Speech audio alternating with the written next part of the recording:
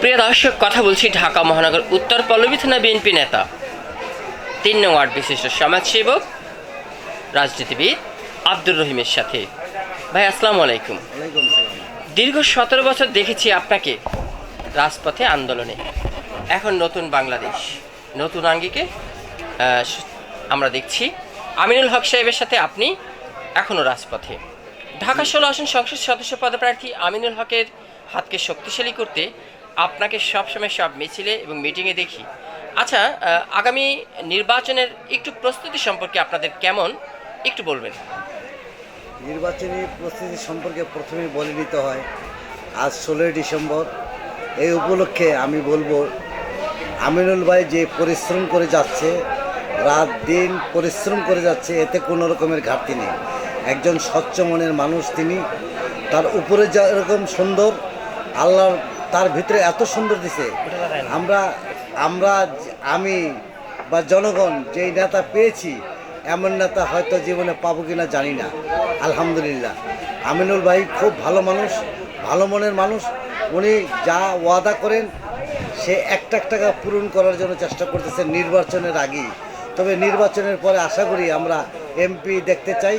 এরপরে ইনশাল্লাহ আল্লাহ যেন তাকে কামিয়াব বানাইয়া মন্ত্রী পদস্থনে বসায় রাখেন। কথা জানতে চাই যে আমিনুল হক সাহেব যদি বিজয় হয়ে আসে, আপনাদের কি চাওয়া পাওয়া তার কাছ থেকে এই আপনাদের এলাকা উন্নয়নের বিষয়? আমাদের চাওয়া পাওয়া বলতে, আমার চাওয়া পাওয়া হলো, আমার ব্যক্তিগত মত, প্রথম হলো মাদক দূর করতে হবে। দ্বিতীয়ত মানুষ আপনার গ্যাসের যে সমস্যায় রান্না করতে পারতেছে না।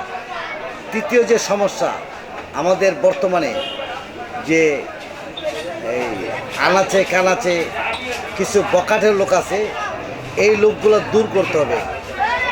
নচেত আমাদের পোস্টার, আমাদের ব্যানার, আমাদের ছবি নিয়ে আমিনুল ভাই বাংলাদেশের শ্রেষ্ঠ হবেন একটা কাছে, তার সঙ্গে যেই পরিমাণ সেলফি উঠানো হয়েছে, বাংলাদেশের ৫৪ বছরে এমন কোনো বিএনপি নেতার সঙ্গে সেলফি উঠানো হয়নি। এত সুন্দর মনের মানুষ।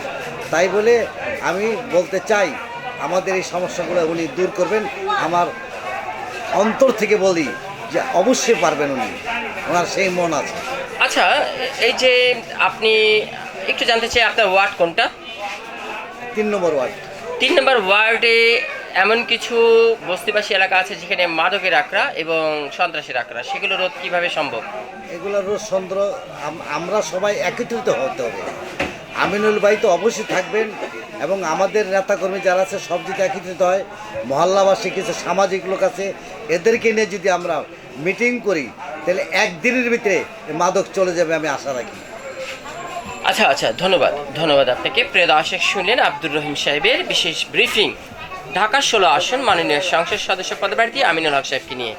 প্রিয় দর্শক, ইতিমধ্যে আমরা যেভাবে দেখছি আমিনুল হক সাহেবের জনপ্রিয়তা দেখেই মনে হচ্ছে যে বিপুল ভোটে বিজয়ী হবেন আমিনুল হক সাহেব। সবার হৃদয়ের মধ্যে গেঁথে নিয়েছেন স্পন্দন হিসেবে।